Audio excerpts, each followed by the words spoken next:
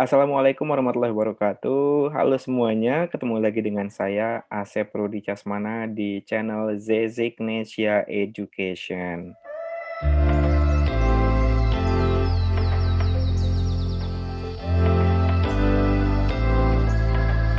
Oke, di video kali ini mari kita bahas tentang proses seleksi penerimaan beasiswa LPDP terbaru. Baik, di video-video sebelumnya, saya sudah membahas tentang apa itu beasiswa LPDP, kemudian, bagaimana proses, seleksi administrasi gitu kan. Nah, sekarang kita akan melihat alur dari, pelaksanaan atau proses seleksi LPDP tersebut gitu ya. Nah, teman-teman, perlu diperhatikan, segala informasi tentang LPDP itu hanya dapat diperoleh dari website lpdp.kementeriankeuangan.go.id. Nah, jadi, di sini juga saya mengkaji, melihat dari website tersebut gitu ya. Jadi kita akan mengkaji dari, website ini. Nah, kita akan lihat jadi proses seleksi beasiswa LPDP ini, dikelompokkan menjadi 3 gitu ya. Yang pertama adalah, proses seleksi administrasi. Lalu yang kedua ada yang namanya seleksi berbasis komputer. Nah, yang ketiga adalah ada seleksi wawancara. Mari kita lihat ya.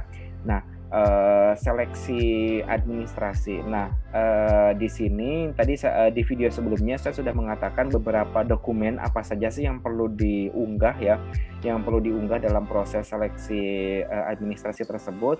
Nah, di sini nanti, tim penyeleksi administrasi akan melakukan verifikasi dan validasi terhadap kelengkapan dan kecocokan berkas pendaftaran berdasarkan persyaratan yang telah ditetapkan. Nah, artinya, teman-teman, perlu diingat bahwa, tidak semua peserta akan lolos seleksi administrasi gitu kan.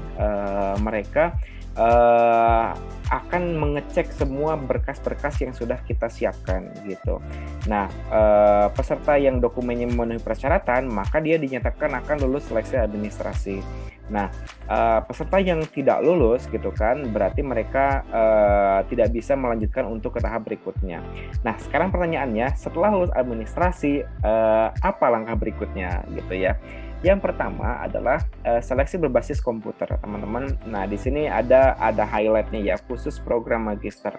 Nah, coba kita lihat khusus program magister.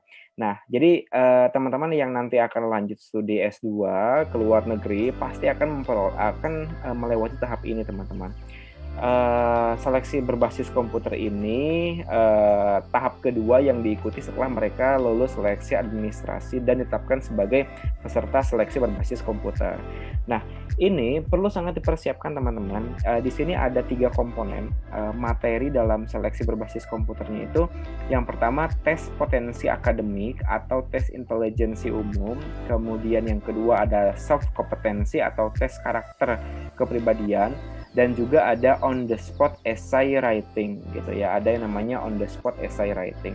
Nah ini, ini juga merupakan bagian dari, seleksi berbasis, komputer dalam seleksi penerimaan LPDP. Nah teman-teman perlu diingat bahwa, saya mungkin bagi teman-teman yang latar belakangnya MIPA, kemudian teknik, atau misalnya yang terbiasa dengan hal-hal perhitungan, itu akan sangat mudah ketika berlatih untuk, tes potensi akademik. Tetapi, khususnya bagi saya ya, background saya dari, ilmu sosial, dari pendidikan kewarganegaraan, yang mana selama perkuliahan itu saya benar-benar tidak pernah sama sekali bersentuhan dengan angka kecuali mata kuliah statistik. Itu saya sangat kesulitan dalam tes potensi akademik. Saya pernah gagal di tes potensi akademik waktu seleksi S3 yang pertama kali gitu ya.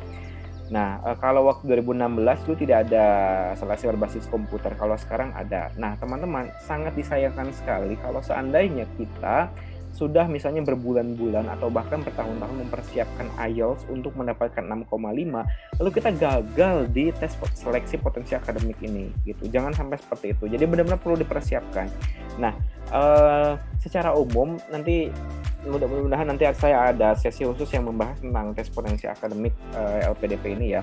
Nah, secara umum, tes potensi akademik dari, seleksi LPDP itu teman-teman mengkaji seperti ada sinonim dan antonim, kemudian ada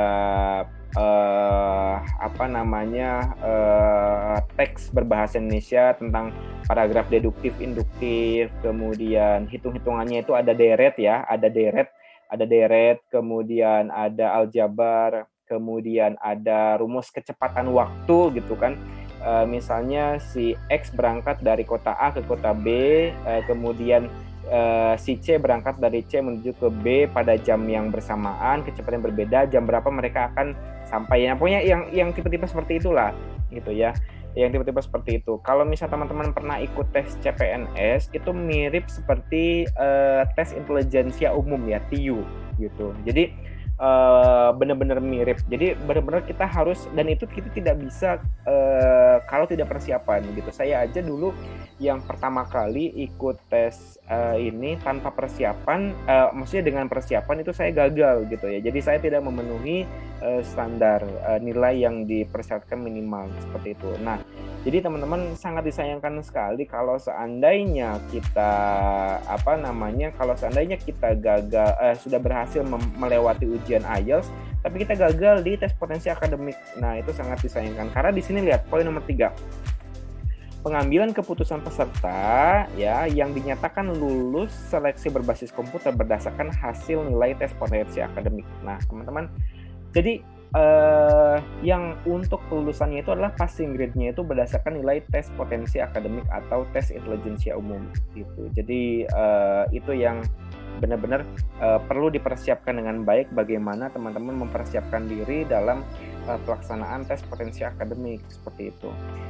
Lalu berikutnya ada yang namanya soft kompetensi atau tes kepribadian. Kalau di tes CPNS ini mirip seperti tes karakteristik pribadi ya, TKP ya. Nah, ini dia. Jadi teman-teman ada suatu kasus, kemudian nanti ada suatu pilihan ABCD atau ABCDE saya lupa. Jadi itu pilihannya gitu. Misalnya seperti ini contohnya. Jika Anda sudah menyelesaikan studi di luar negeri gitu kan dan mendapatkan tawaran bekerja di luar negeri dengan gaji yang sangat besar gitu kan, apa yang akan Anda lakukan gitu. Lalu misalnya saya akan menerimanya, saya akan menolak dan kembali ke Indonesia, saya akan pertimbangkan, saya akan diskusikan dengan keluarga misalnya. Nah, mana yang cocok untuk jawaban tersebut. Nah, itu juga tergantung dari jawaban kita gitu.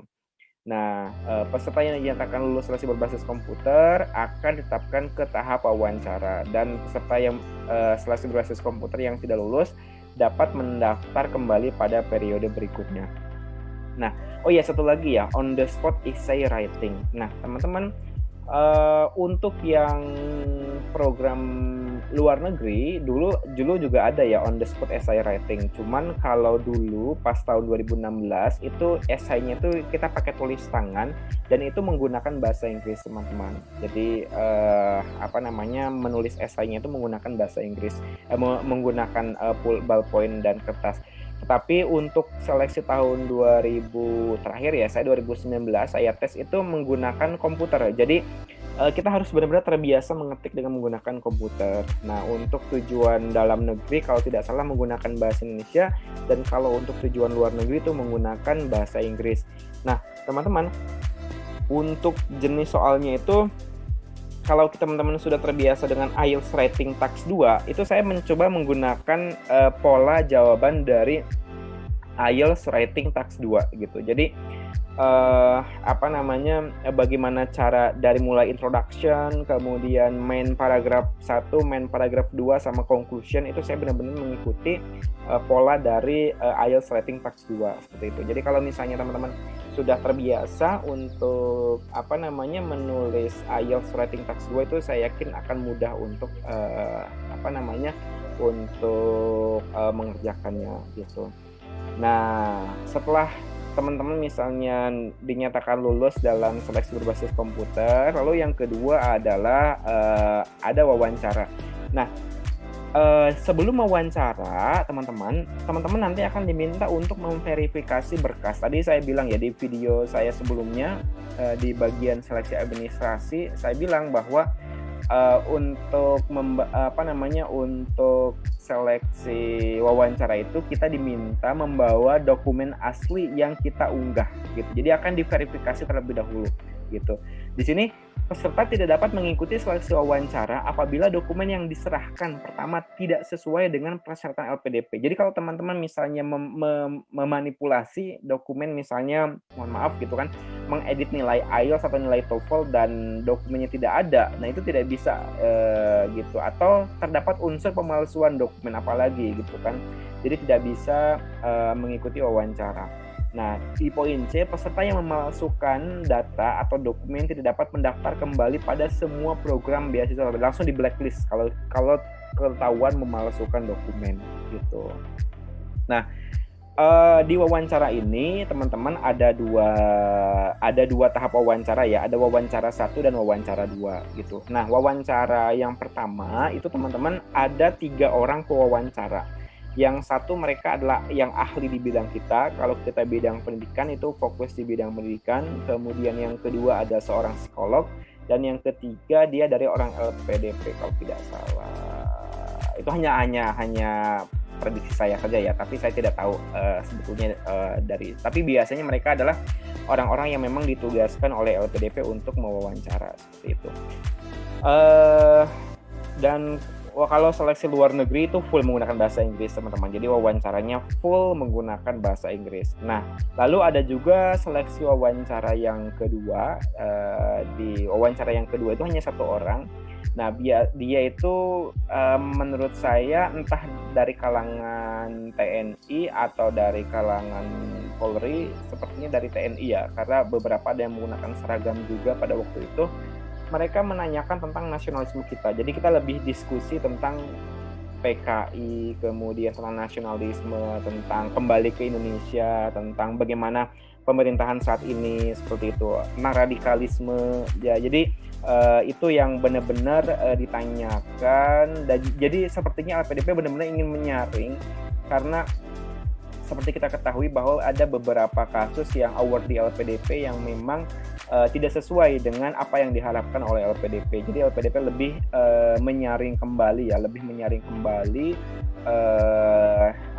para calon-calon penerimanya melalui wawancara tahap kedua ini, seperti itu.